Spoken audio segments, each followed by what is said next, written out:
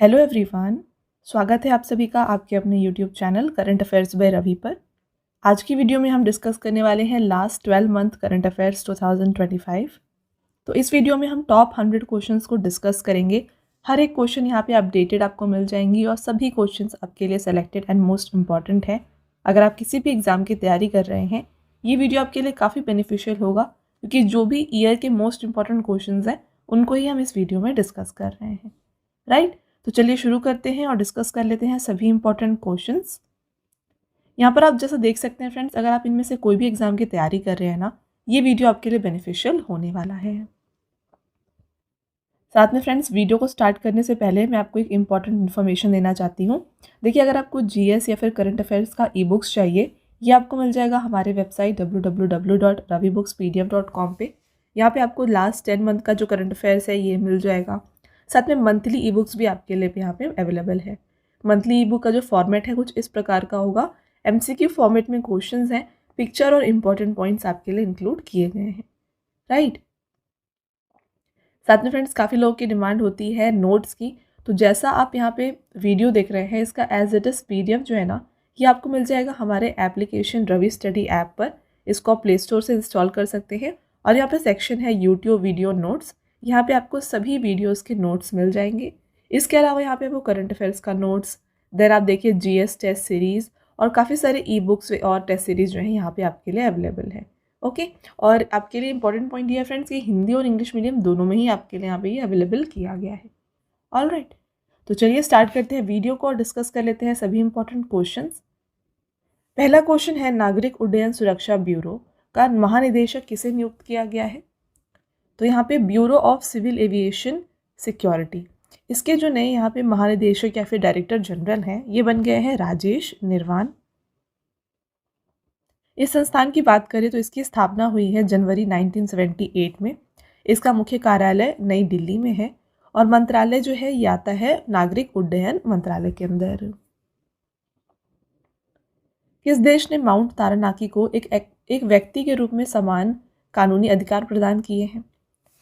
Right answer, New Zealand. Detail में बात करें इस क्वेश्चन के बारे में, तो न्यूजीलैंड में माउंट तारानाकी को एक कानूनी व्यक्ति के रूप में मान्यता दी गई है, जिससे इसे एक इंसान के समान अधिकार और जिम्मेदारियां मिल गई हैं। इस पर्वत को स्वदेशी माओरी लोग अपना पूर्वज मानते हैं। यह निर्णय स्वदेशी माओरी लोगों के लिए पर्वत के महत्व को स्वीकार करने के लिए लिया गया था। अब इस पर्वत को कावी तुपुआ के नाम से भी जाना जाता है, जो इसका नया कानूनी नाम है। नेक्स्ट क्वेश्चन, भारतीय रेलवे ने रेलवे सेवाओं को एक ही प्लेटफॉर्म पर एकीकृत करने के लिए कौन सा ऐप लॉन्च किया है? तो यहाँ पे रेलवे सेवाओं को एक जगह पर करने के लिए जो प्लेटफॉर्म लॉन्च किया गया है इसका नाम है स्वरेल। है क्या, देखिए, इस ऐप को centre for railway information systems यानी कि CRIS के द्वारा जो है विकसित किया गया है। असम सरकार ने किस शहर को राज्य की दूसरी राजधानी घोषित की है? तो यहाँ पे असम का दूसरा राजधानी घोषित किया गया है डिब्रूगढ़। ऑप्शन नंबर सी यहाँ पे राइट आंसर है। तो इसका जो यहाँ पे अनाउंसमेंट है ये असम के मुख्यमंत्री हिमंत बिश्व शर्मा के द्वारा गणतंत्र दिवस समारोह के दौरान किया गया था। और साथ में देखिए फ्रेंड्स, यहाँ पे ब्रह्मपुत्र नदी के दक्षिणी तट पर जो डिब्रूगढ़ है ये एक स्थायी विधानसभा भवन का निर्माण यहाँ पर किया जाएगा। ओके, आपका नेक्स्ट क्वेश्चन, संयुक्त अरब अमीरात के राष्ट्रपति ने किस वर्ष को समुदाय का वर्ष घोषित किया है? तो ईयर ऑफ द कम्युनिटी ये दर्जा दिया गया है 2025 को। कौन सा राज्य भाषिनी के साथ समझौता ज्ञापन पर हस्ताक्षर करने वाला पहला पूर्वोत्तर राज्य बन गया है? तो ऐसा करने वाला बन गया है पहला राज्य त्रिपुरा। डिटेल में बात करें इस क्वेश्चन के बारे में, देखिए, त्रिपुरा सरकार ने बहुभाषी शासन के लिए डिजिटल इंडिया भाषिनी प्रभाग के साथ समझौता ज्ञापन पर हस्ताक्षर किए हैं। भारत में भाषिनी के साथ समझौता ज्ञापन पर हस्ताक्षर करने वाला त्रिपुरा जो है ना, ये 8वां राज्य है। भाषिनी क्या है? ये एक डिजिटल इंडिया कार्यक्रम के तहत 22 भारतीय भाषाओं में सभी नागरिकों के लिए निबार्द संचार और इंटरनेट पहुंच के लिए एक पहल है। किस देश के राष्ट्रपति क्रिस्टीन कार्ला कंगालू को भारत द्वारा प्रवासी भारतीय सम्मान पुरस्कार प्रदान किया गया है? तो यहाँ पर देखिए, क्रिस्टीन कार्ला कंगालू ये राष्ट्रपति हैं त्रिनिदाद और टोबैगो के। क्रिस्टीन कार्ला कंगालू त्रिनिदाद और टोबैगो गणराज्य की राष्ट्रपति हैं। 18वें प्रवासी भारतीय दिवस सम्मेलन के दौरान क्रिस्टीन कार्ला कंगालू मुख्य अतिथि थी।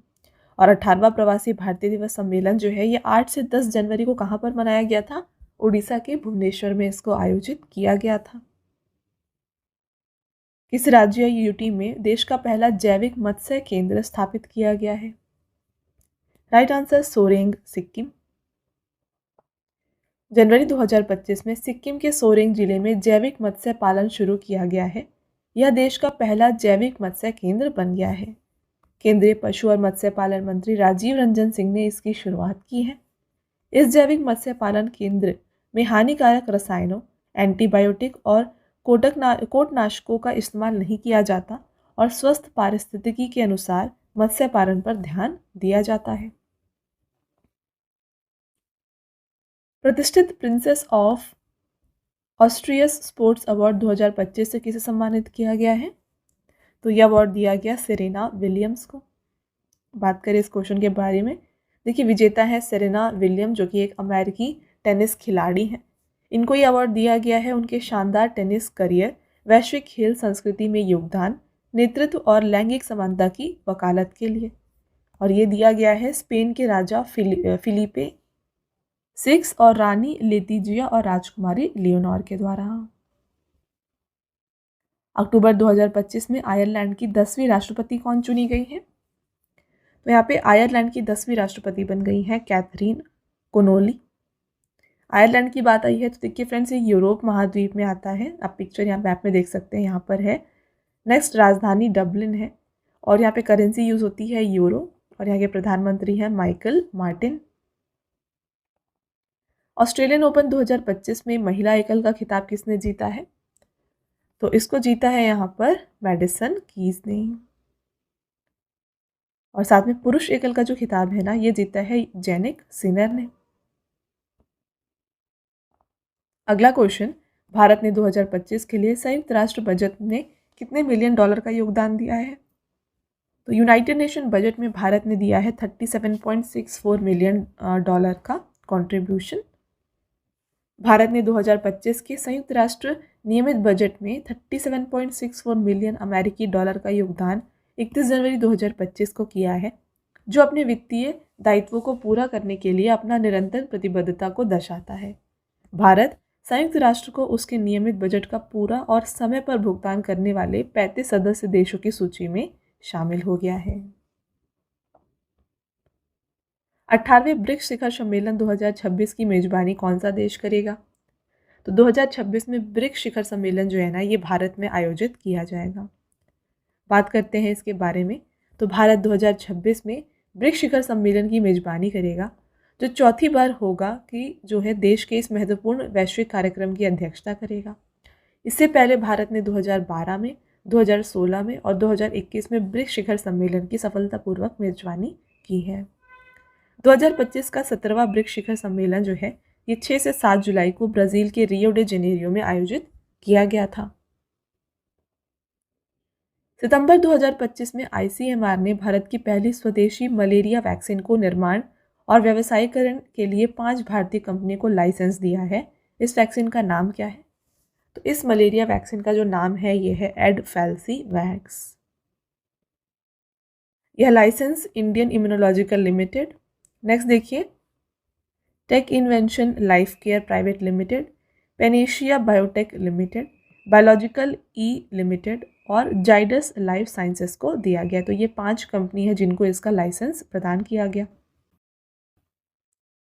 नेक्स्ट क्वेश्चन है, किस राज्य सरकार ने बारनवापरा वन्यजीव अभ्यारण्य में लगभग 50 साल के बाद काले हिरणों की आबादी को सफलतापूर्वक पुनर्जीवित किया है? तो ये है छत्तीसगढ़ में।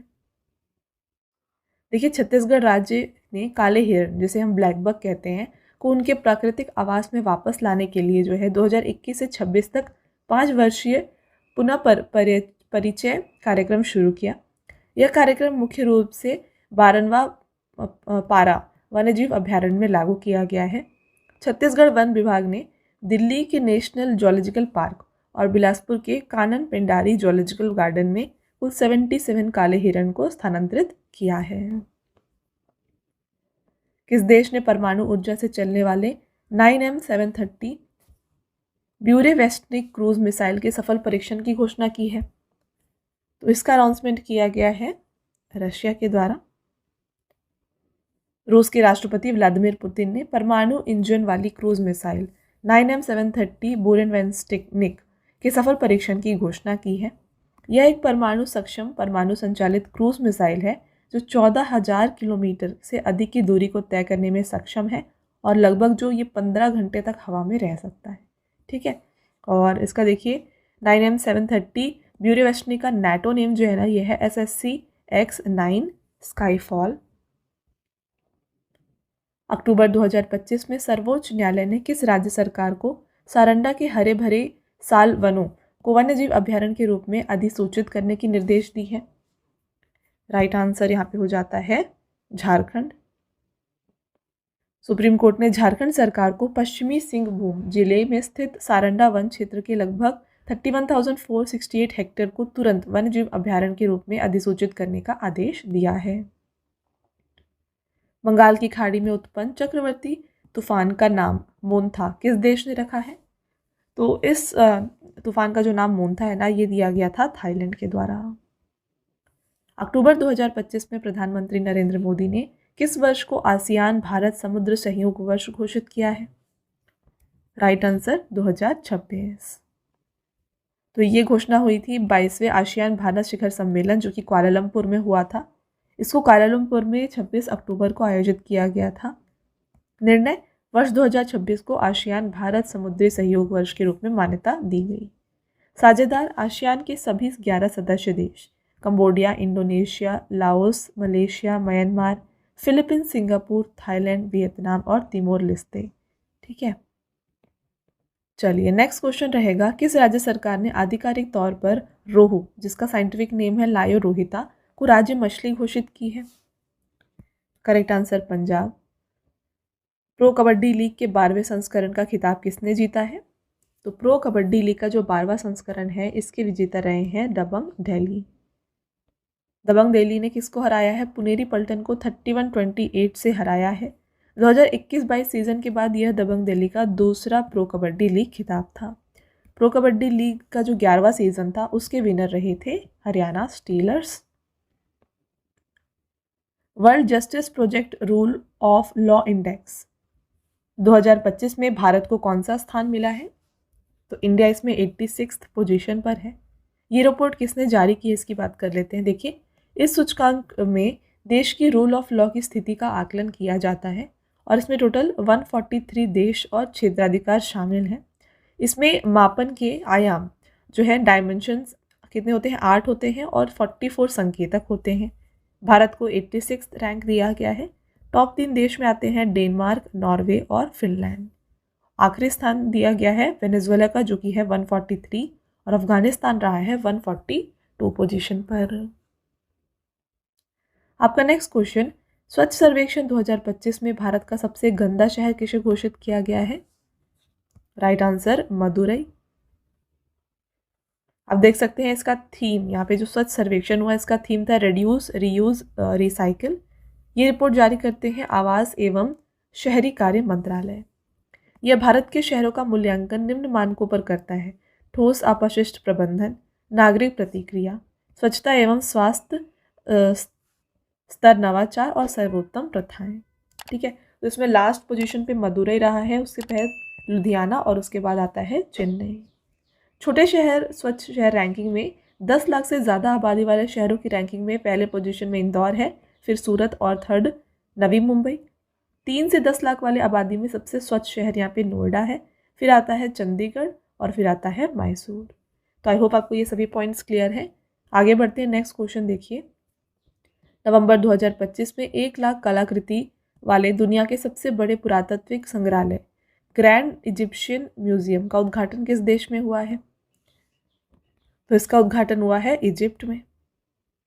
यह संग्रहालय गीज़ा की महान पिरामिडों के पास स्थित है और इसे अक्सर मिस्र की प्राचीन सभ्यता को समर्पित दुनिया के सबसे बड़े संग्रहालय को कहा जाता है। स्थान की बात करें तो ये काहिरा के पास गीज़ा के महान पिरामिडों के नज़दीक मौजूद है। नेक्स्ट क्वेश्चन, 5 ट्रिलियन अमेरिकी डॉलर का बाजार मूल्यांकन हासिल करने वाली दुनिया की पहली कंपनी कौन सी बन गई है? Right answer Nvidia. टेक जगत के इतिहास रचते हुए अमेरिकी कंपनी एनवीडिया ने नैस्डैक पर नया रिकॉर्ड बनाया है।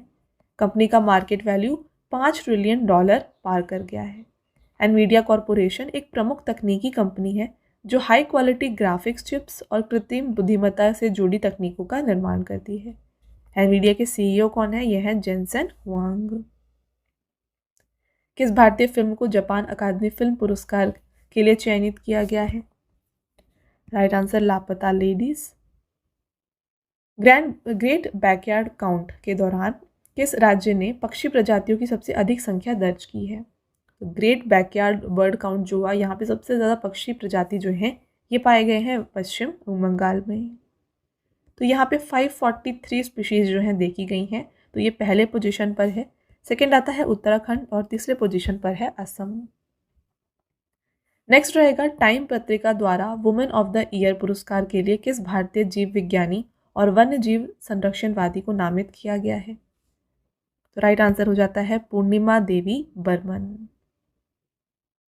कौन सा देश वैश्विक ऊर्जा प्रभाव के लिए पर्यवेक्षक के रूप में ओपेक प्लस में शामिल हुआ है? तो इसमें शामिल हुआ है ब्राजील। पेट्रोलियम निर्यातक देशों का संगठन ओपेक एक स्थायी अंतर सरकारी संगठन है। इसकी स्थापना जो है ना 1960 में बगदाद में 5 संस्थापक सदस्य ईरान, इराक, कुवैत, सऊदी अरब और वेनेजुएला के द्वारा की गई थी। इसका मुख्य उद्देश्य पेट्रोलियम बाजारों की स्थिरता सुनिश्चित करना और सदस्य देशों के पेट्रोलियम नीतियों का समन्वय करना है। ओपेक वर्तमान में टोटल अभी 13 सदस्य हैं। नेक्स्ट क्वेश्चन, नवंबर 2025 में हुए बिहार विधानसभा चुनाव में किस पार्टी ने बहुमत हासिल की है? तो यहाँ पे बहुमत हासिल की है एनडीए यानी कि राष्ट्रीय जनतांत्रिक गठबंधन ने। नवंबर 2025 में हुए बिहार विधानसभा चुनाव में राष्ट्रीय जनतांत्रिक गठबंधन ने बहुमत हासिल किया है। बिहार में विधानसभा में जो है टोटल 243 सीट है। बहुमत हासिल करने के लिए 122 विधायकों का समर्थन जरूरी होता है। तो इस चुनाव में बीजेपी ने 89 सीट जीते हैं, ठीक है, और इसके साथ जो जेडीयू है इन्होंने 85 सीट जीते हैं, तो ये दूसरे नंबर पे है। तो एनडीए ने इसीलिए यहाँ पे बहुमत हासिल की। जो राष्ट्रीय जनता दल है यानी कि आरजेडी है, इन्होंने सिर्फ 25 सीटें जीती हैं। नेक्स्ट क्वेश्चन, चंद्रमा के दक्षिणी ध्रुव पर जल बर्फ के स्रोत की खोज करने के लिए एथेना चंद्र लैंडर किसने लॉन्च किया है? तो ये लॉन्च किया गया है इंट्यूटिव मशीन्स के द्वारा। इंट्यूटिव मशीन्स ने अपने दूसरे चंद्र मिशन IM-2 के तहत एथेना नामक लैंडर को स्पेसएक्स फैल्कन 9 रॉकेट के माध्यम से नासा के केनेडी स्पेस सेंटर से लॉन्च किया है। इसका उद्देश्य चंद्रमा के दक्षिणी ध्रुव पर जल बर्फ के स्रोतों की खोज करना और भविष्य के मिशनों के लिए डेटा एकत्र करना है। लैंडिंग के बाद एथेना लैंडर पर सवार माइक्रोनोवा होपर नामक रोवर चंद्रमा की सतह पर जल बर्फ के स्रोतों का खोज करेगा। भारत का पहला जलमग्न संग्रहालय मुंबई के किस पूर्व नौसैनिक पोत के माध्यम से स्थापित किया जाएगा? राइट आंसर INS गुलदार। तो यहाँ पे देखिए भारत का पहला जो जलमग्न संग्रहालय है ये देखिए INS गुलदार के माध्यम से स्थापित किया जाएगा। यह 83 मीटर लंबा कुंभीर श्रेणी का लैंडिंग शिप जिसको 1985 में भारतीय नौसेना में शामिल किया गया था और इसको 2024 में जो है सेवा मुक्त कर दिया गया। इस पोत को महाराष्ट्र पर्यटन विकास निगम द्वारा सिंधुदुर्ग जिले के निवाती रॉक्स के पास डुबोकर कृत्रिम रीफ के रूप में एक जलमग्न संग्रहालय बनाने की योजना है। फरवरी 2025 में किस नोबेल शांति पुरस्कार विजेता की आत्मकथा दिया सलाई का विमोचन किया गया? Right answer Kailash Satyarthi. प्रधानमंत्री नरेंद्र मोदी ने वन्य जीव पुनर्वास केंद्र वनतारा का उद्घाटन कहाँ पर किया? तो इसका उद्घाटन किया गया है जामनगर, गुजरात में। प्रधानमंत्री नरेंद्र मोदी ने गुजरात के जामनगर में स्थित वनतारा वन्यजीव पुनर्वास केंद्र का उद्घाटन किया है। यह केंद्र रिलायंस फाउंडेशन के द्वारा स्थापित किया गया है और 3000 एकड़ में फैला हुआ है, जो इसे दुनिया का सबसे बड़ा वन्यजीव पुनर्वास केंद्र बनाता है। पर देखिए वनतारा का उद्देश्य संकटग्रस्त और घायल वन्यजीवों को बचाना, उनका उपचार करना और सुरक्षित रूप से उन्हें पुनर्वासित करना है। ब्लू घोस्ट मिशन 1 किसने लॉन्च किया है? तो ये लॉन्च किया गया है फायरफ्लाई एयरोस्पेस के द्वारा। ब्लू घोस्ट मिशन 1 को फायरफ्लाई एयरोस्पेस ने 15 जनवरी 2025 को लॉन्च किया। इसका उद्देश्य चंद्रमा की सतह पर वैज्ञानिक उपकरणों को उतारना और चंद्र अन्वेषण को बढ़ावा देना है। इस मिशन ने 9 फरवरी 2025 से चंद्रमा की यात्रा शुरू की और इसकी खोज के अनुसार यह 2 मार्च 2025 को चंद्रमा की सतह पर लैंड किया। इस मिशन से मिलने वाले डेटा का उपयोग नासा के आर्टेमिस कार्यक्रम में किया जाएगा। नेक्स्ट क्वेश्चन आपका यहाँ पे आता है, देखिए लिवीज ब्रांड ने अपने नए वैश्विक ब्रांड एम्बेसडर के रूप में किसे नियुक्त किया है? तो ये बन गए हैं दिलजीत दोसांझ। अप्रैल 2025 में किस देश ने दुनिया का पहला थोरियम मोल्टन सॉल्ट परमाणु रिएक्टर की शुरुआत की? तो इसकी शुरुआत की गई है चाइना के द्वारा। चीन ने दुनिया का पहला थोरियम मोल्टन सॉल्ट परमाणु रिएक्टर सफलतापूर्वक प्रारंभ किया है। इस रिएक्टर को चीन के गोबी रेगिस्तान में स्थित यहाँ पे रखा गया है और इसे Shanghai institute of applied physics द्वारा विकसित किया गया। इस रिएक्टर का एक मुख्य उद्देश्य सुरक्षित, स्वच्छ और दीर्घकालिक ऊर्जा स्रोत विकसित करना है, जो जलवायु परिवर्तन और ऊर्जा संकट जैसी वैश्विक चुनौतियों से निपटने में सहायक हो सके। किस संगठन ने 7वीं पीढ़ी की कृत्रिम बुद्धिमत्ता चिप आयरन वुड का अनावरण किया? Right answer Google. अप्रैल 2025 में किस राज्य ने पारंपरिक कारीगरों के विकास के लिए कलईनगर केविनई थिट्टम योजना की शुरुआत की? तो इस स्कीम की शुरुआत की गई है तमिलनाडु की गवर्नमेंट के द्वारा। है क्या ये स्कीम, इसके बारे में जानते हैं। देखिए तमिलनाडु सरकार ने पारंपरिक कारीगरों के विकास हेतु यहाँ पे कलईनगर केविनाई थिट्टम योजना की शुरुआत की। यह योजना कांचीपुरम में मुख्यमंत्री MK स्टैलिन के द्वारा जो है शुरू किया गया। इसका उद्देश्य तमिलनाडु के 25 पारंपरिक शिल्पों से जुड़े कारीगरों को आर्थिक, तकनीकी और विपणन सहायता प्रदान करना है। नेक्स्ट, अप्रैल 2025 में यूनेस्को ने 16 नए वैश्विक भू पार्कों को अपने सूची में शामिल किया है। अब कुल वैश्विक भू पार्क की संख्या कितनी हो गई है? Right answer 229।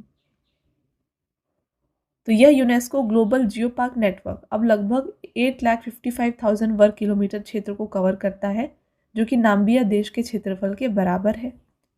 यह नेटवर्क भूवैज्ञानिक धरोहरों के संरक्षण और सतत विकास को बढ़ावा देने का कार्य करता है। अप्रैल 2025 में दुनिया की पहली ह्यूमनॉइड रोबोट हाफ मैराथन का आयोजन कहाँ पर किया गया? तो ह्यूमनॉइड रोबोट हाफ मैराथन का इसको ऑर्गेनाइज किया गया बीजिंग, चाइना में। केंद्रीय गृह मंत्री अमित शाह ने लीवर की बीमारियों से निपटने के लिए हील्ड पहल का अनावरण कहाँ पर किया? तो इस हील्ड पहल को शुरू किया गया है नई दिल्ली में। हील्ड है क्या, इसका फुल फॉर्म देखिए, healthy liver education and alcohol associated liver disease prevention. 19 अप्रैल 2025 को विश्व लिवर दिवस के अवसर पर केंद्रीय गृह मंत्री अमित शाह ने नई दिल्ली स्थित institute of liver and biliary sciences में हील पहल का अनावरण किया। इस पहल का उद्देश्य लीवर रोगों से निपटने के लिए जागरूकता, जांच, पुनर्वास और नीति समर्थन को बढ़ावा देना है। किस राज्य या फिर केंद्र शासित प्रदेश में भारतीय सेना ने ऑपरेशन टिक्का के तहत घुसपैठ की कोशिश को नाकाम किया है? Right answer Jammu Kashmir. April 2025 में त्रिपुरा के मुख्यमंत्री मानिक साहा ने गरिया और बोरशो बोरोन उत्सव का उद्घाटन कहाँ पर किया? Right answer Agartala. प्रोजेक्ट चीता के तहत दिसंबर 2025 में भारत में 8 चीते किस देश से लाए जाएंगे? तो इसको बोत्सवाना से लाया जाएगा। बात करते हैं इंपॉर्टेंट पॉइंट्स। देखिए बोत्सवाना से 8 चीते दिसंबर 2025 के तीसरे सप्ताह में भारत आएंगे। यह चीते जो हैं बोत्सवाना के में क्वारंटीन के बाद मध्य प्रदेश के कूनो राष्ट्रीय उद्यान में छोड़े जाएंगे। प्रोजेक्ट चीता की आधिकारिक शुरुआत हुई थी 17 सितंबर 2022 को।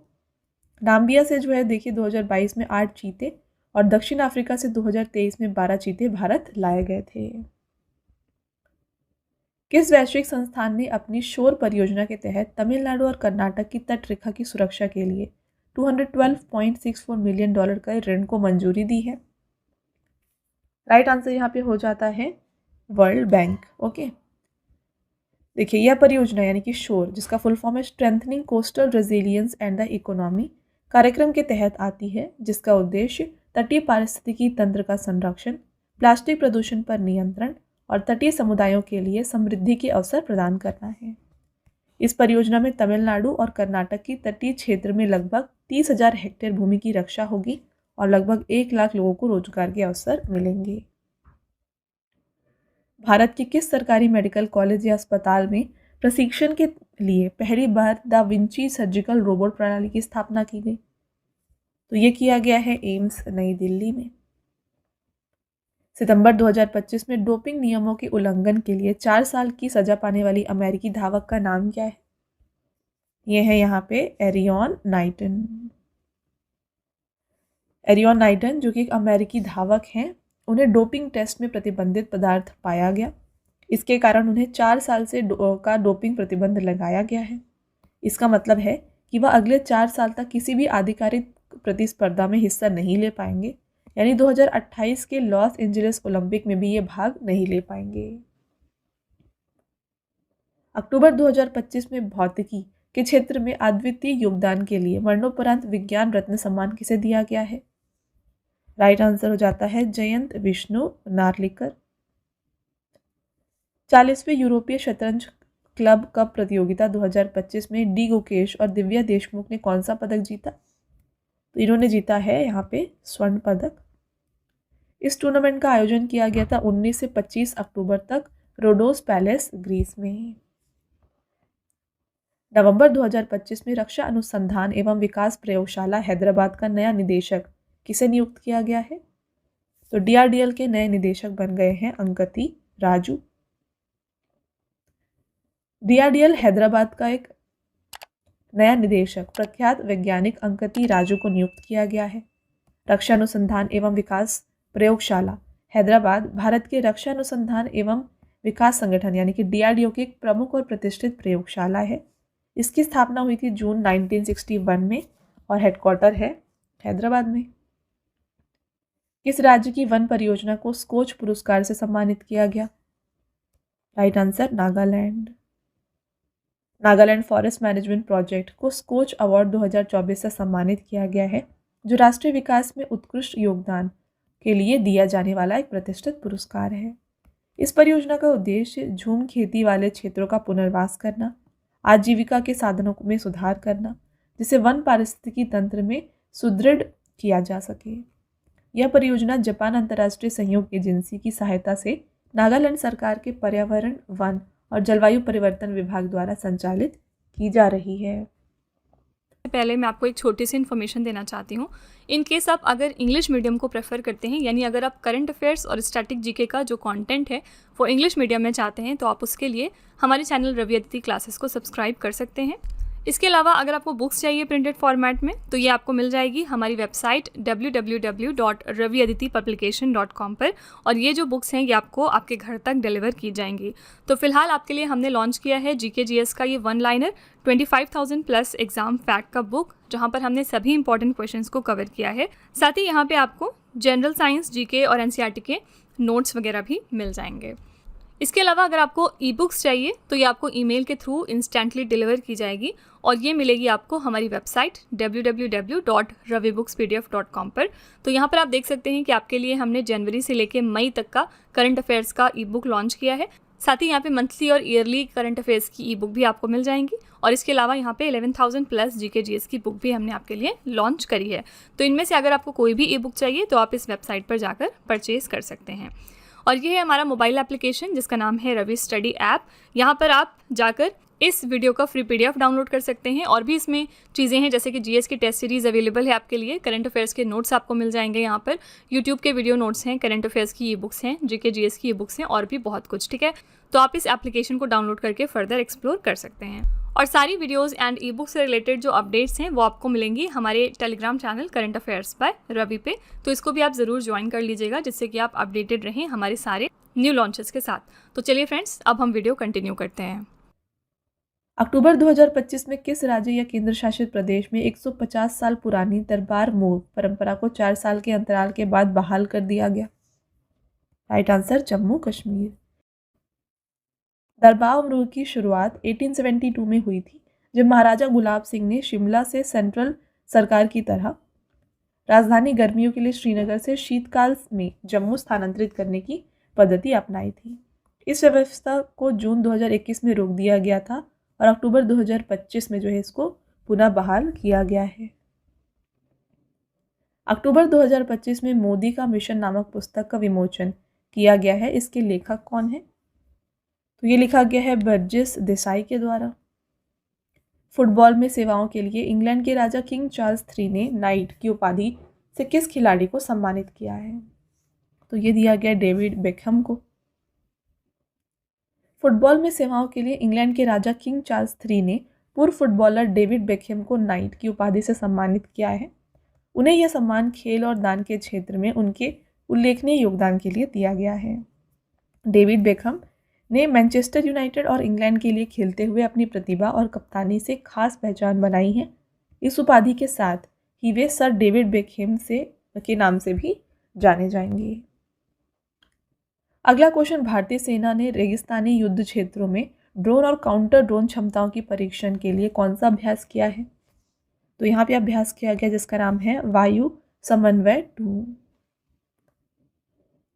तो यहाँ पे भारतीय सेना ने वायु समन्वय 2 नामक एक प्रमुख ड्रोन और काउंटर ड्रोन अभ्यास का आयोजन 28 से 29 अक्टूबर के दौरान दक्षिण कमान के अंतर्गत अग्रिम रेगिस्तानी क्षेत्रों में किया है।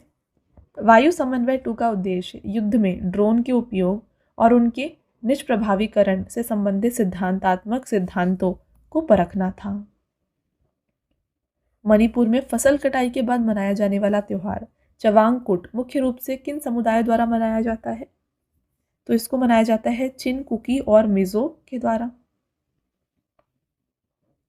तो ये मनाया जाता है, देखिए 1 नवंबर को फसल कटाई के बाद।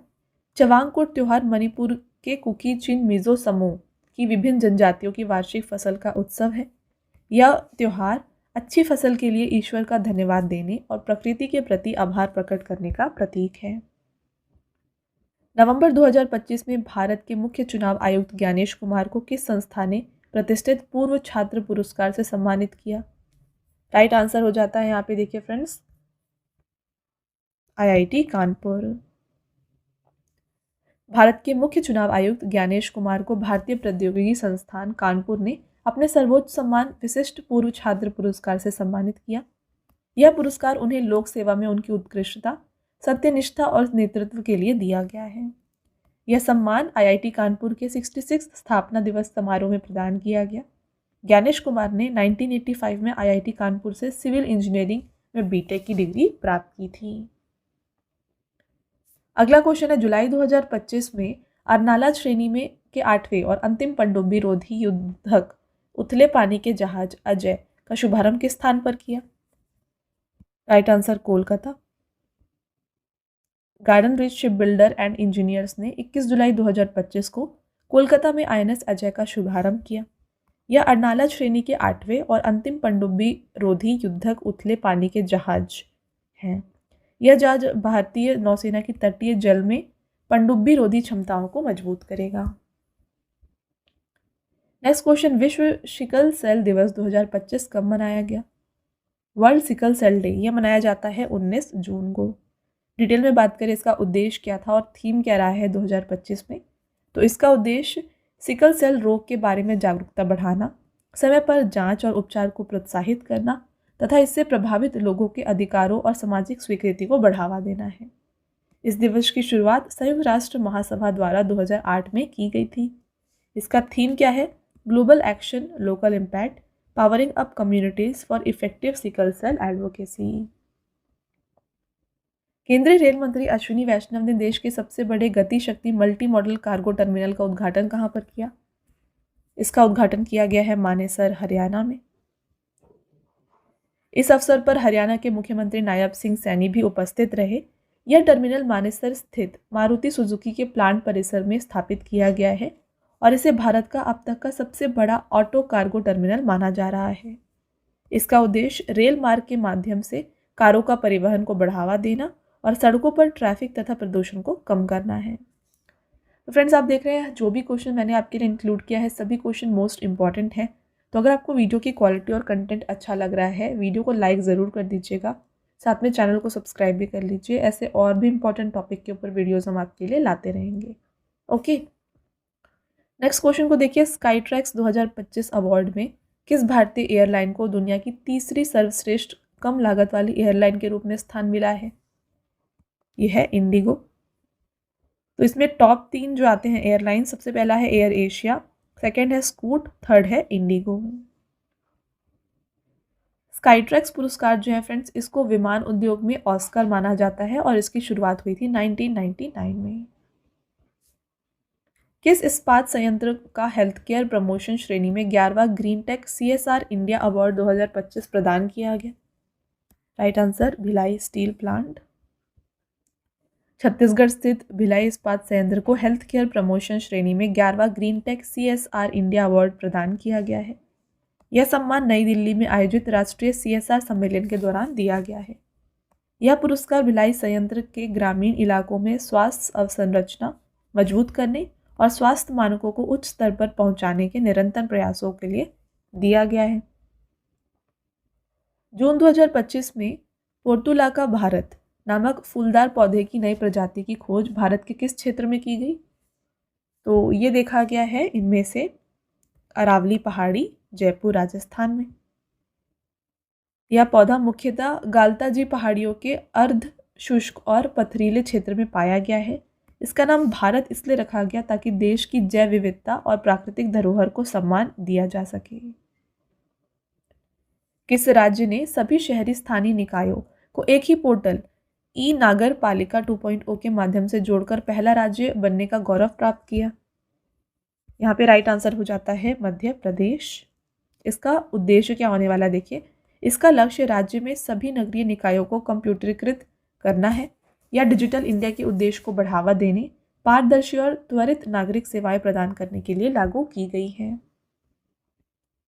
जून 2025 में किस एजेंसी ने भारत में बहुचरणीय राष्ट्रीय स्तरीय साइबर सुरक्षा शुरू किया है? राइट आंसर, रक्षा साइबर एजेंसी। आपका नेक्स्ट क्वेश्चन रहेगा, कौन सा देश अंतर्राष्ट्रीय सौर गठबंधन के साथ एक देश साझेदारी ढांचे पर हस्ताक्षर करने वाला पहला अफ्रीकी देश बन गया है? तो यह है मॉरिशस। मॉरिशस अफ्रीका का पहला और दुनिया का चौथा देश बन गया है जिसने अंतर्राष्ट्रीय सौर गठबंधन के साथ देश साझेदारी ढांचे पर हस्ताक्षर किए हैं। इस समझौते का उद्देश्य दीर्घकालिक स्वच्छ ऊर्जा पहलों को काम करना है। यह ऐतिहासिक समझौता मॉरिशस के सतत विकास और ऊर्जा सुरक्षा लक्ष्यों के अनुरूप सौर ऊर्जा पर सहयोग को बढ़ावा देने के लिए किया गया है। अब बात कर लेते हैं यहाँ पे अंतर्राष्ट्रीय सौर गठबंधन के बारे में। तो ये एक अंतर्राष्ट्रीय गठबंधन है जो सौर ऊर्जा के उपयोग को बढ़ावा देता है और जलवायु परिवर्तन से निपटने के लिए बनाया गया है। इसकी स्थापना की गई है 30 नवंबर 2015 को। मुख्यालय गुरुग्राम में है। महानिदेशक आशीष खन्ना। अध्यक्ष देश है भारत और उपाध्यक्ष देश है फ्रांस। नेक्स्ट क्वेश्चन है, विस्थापित अफगान महिला क्रिकेटरों की सहायता के लिए एक समर्पित टास्क फोर्स के गठन की घोषणा किसने की है? राइट आंसर, अंतर्राष्ट्रीय क्रिकेट परिषद। अंतर्राष्ट्रीय क्रिकेट परिषद ने एक समर्पित टास्क फोर्स के गठन की घोषणा की है।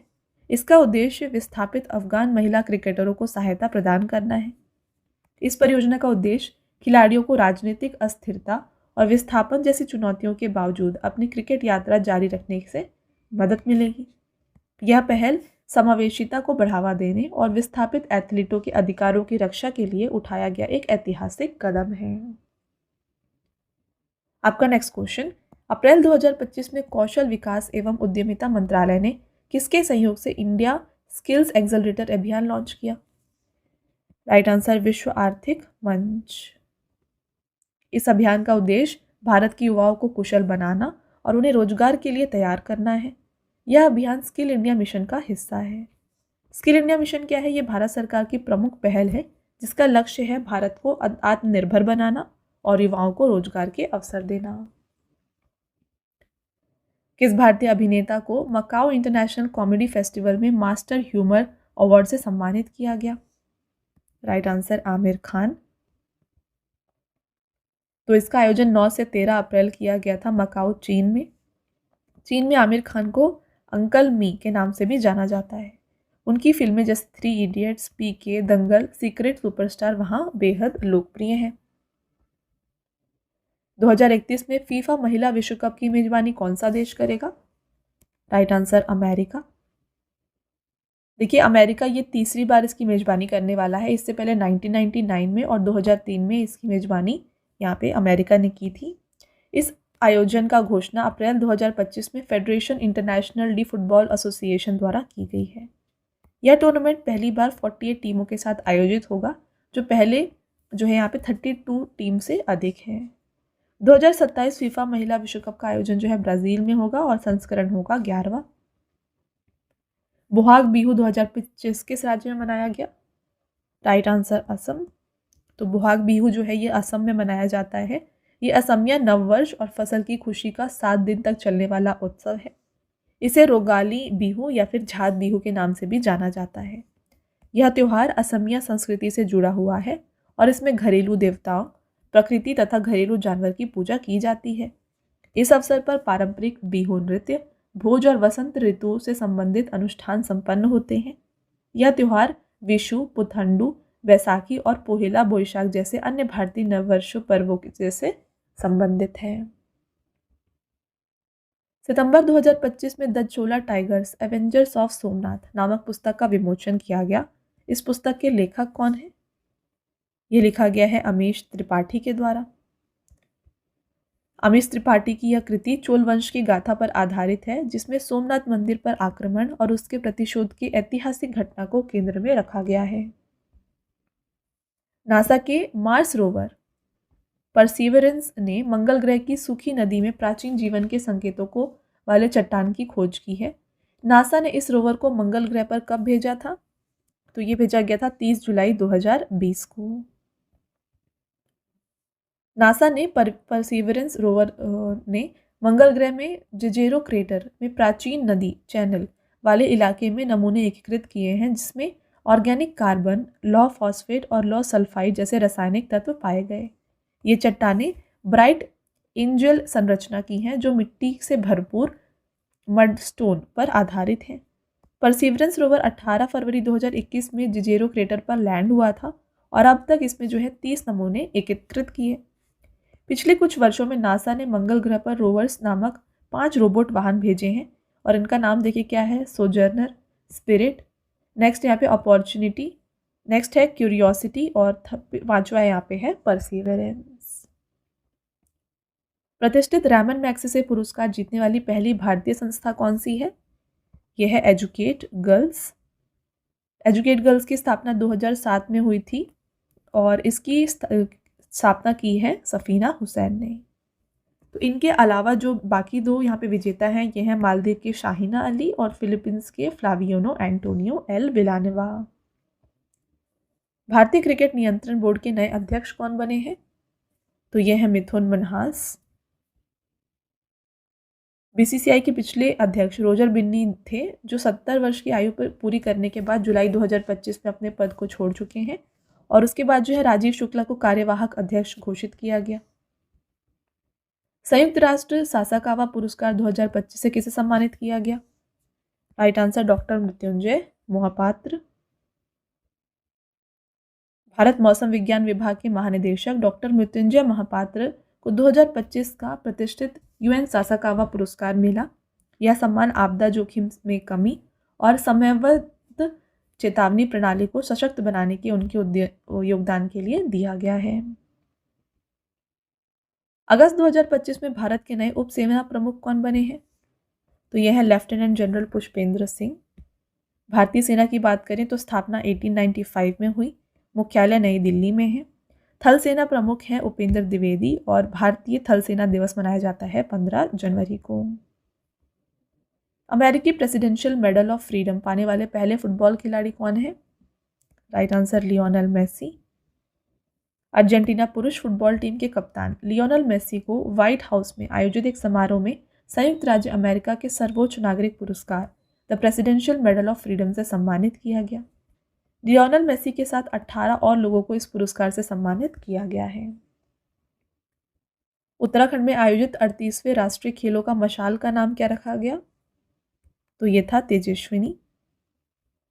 यहाँ पे आप देख सकते हैं फ्रेंड्स, इसका आयोजन उत्तराखंड के देहरादून, हरिद्वार, नैनीताल, उधम सिंह नगर, टिहरी, अल्मोड़ा, चंपावत और पिथौरागढ़ में की गई थी। 38वां संस्करण था। थीम था हरित खेल यानी कि ग्रीन गेम्स। मशाल का नाम तेजस्विनी था। शुभंकर मौली। पदक तालिका में शीर्ष स्थान हासिल किया सर्विसेज ने। और इसके बाद आप देख सकते हैं सर्विसेज या फिर सेना की जो टीम है इसने 5वीं बार राजा भरेंद्र सिंह ट्रॉफी जीती है। भारत के पहले जनरेशन बीटा बच्चे का जन्म किस राज्य में हुआ है? तो राइट आंसर हो जाता है यहाँ पे आइजवाल, मिजोरम। त्रिनिदाद और टोबैगो का सर्वोच्च नागरिक सम्मान order of the Republic of Trinidad and Tobago से किसे सम्मानित किया गया है? तो यह अवार्ड दिया गया है नरेंद्र मोदी को। जून 2025 में मालदीव ने ग्लोबल टूरिज्म एम्बेसडर के रूप में किसे नियुक्त किया है? Correct answer Katrina Kaif. किस राज्य ने ग्रामीण गरीबी को समाप्त करने के उद्देश्य से पंडित दीनदयाल उपाध्याय गरीबी मुक्त गांव योजना की घोषणा की?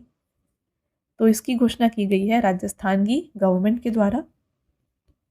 राजस्थान के मुख्यमंत्री भजनलाल शर्मा ने 2 जुलाई 2025 को राज्य में ग्रामीण गरीबी को समाप्त करने के उद्देश्य से पंडित दीनदयाल उपाध्याय गरीबी मुक्त गांव योजना की घोषणा की। इस योजना के तहत पहले चरण में लगभग 5000 गांवों का चयन किया गया, जहां पर गरीबी रेखा से नीचे जीवन यापन करने वाले परिवारों को सहायता प्रदान करने के लिए 1300 करोड़ रुपए का बजटीय आवंटन किया गया है। जून 2025 में यात्रियों को सड़क पर हरित मार्ग चुनने से मदद करने के लिए ड्रम ऐप किसने लॉन्च किया है? Correct answer IIT Kharagpur. Drum का फुल फॉर्म है dynamic route planning for urban green mobility. तो यह वेब आधारित एप्लीकेशन प्रदूषण, ऊर्जा, दूरी और समय के आधार पर यात्रियों को 5 विकल्प प्रदान करता है। सबसे छोटा, सबसे तेज, न्यूनतम वायु प्रदूषण एक्सपोजर, न्यूनतम ऊर्जा खपत मार्ग और एक संतुलित सुझावित मार्ग।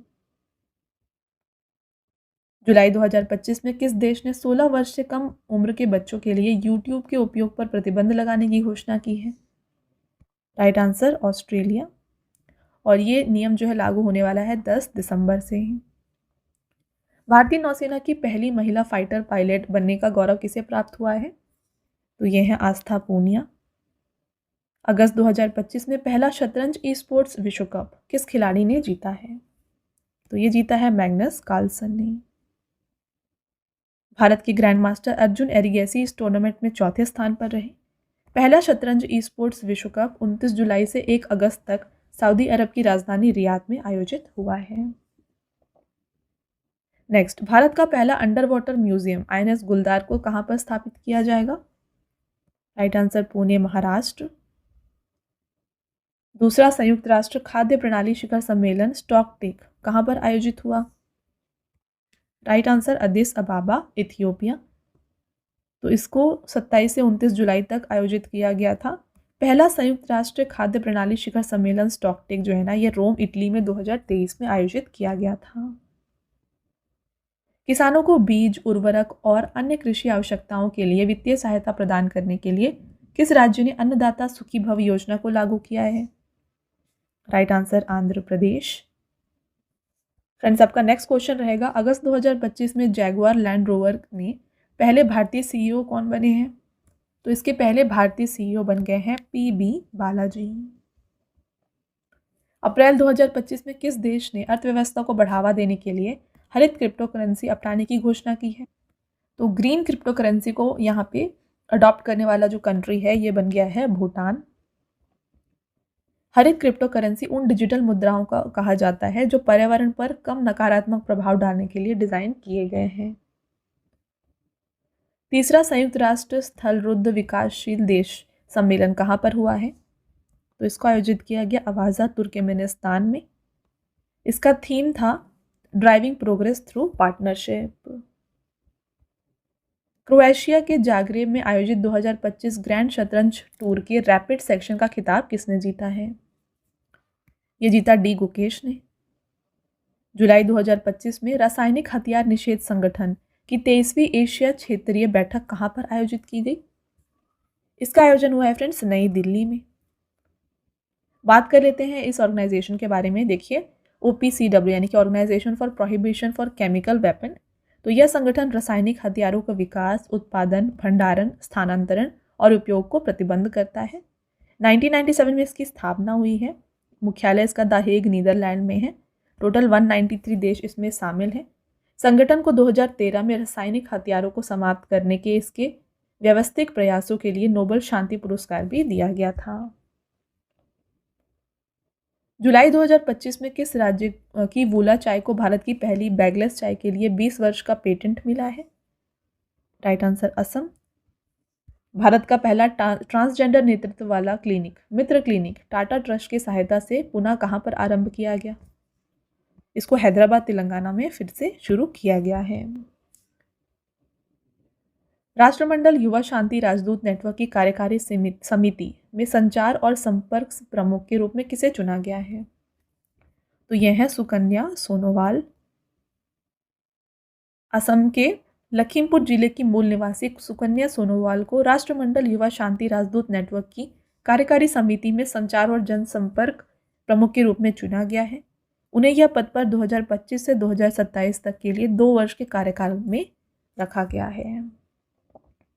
नेक्स्ट एंड आपका लास्ट क्वेश्चन, वैश्विक शांति सूचकांक 2025 में भारत को कौन सा स्थान मिला है? तो भारत इसमें 115वें पोजीशन पर है। यहाँ पे आप देख सकते हैं फ्रेंड्स, टोटल 163 देशों में जो है भारत 115th पोजीशन पर है। सबसे अशांत देश यहाँ पे रूस है और उसके बाद आता है यूक्रेन और सूडान।